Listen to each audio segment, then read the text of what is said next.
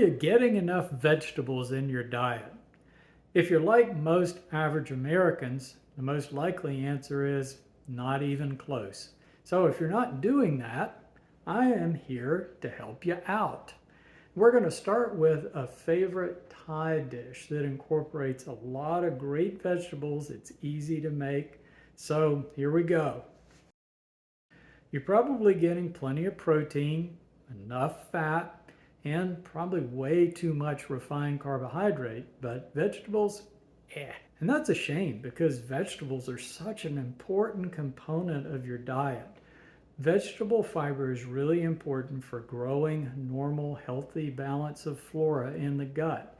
And that fiber keeps things moving through. It enhances intestinal motility.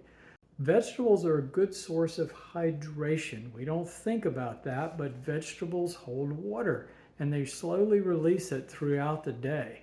So getting at least 50% vegetables in your diet is really important to stay healthy.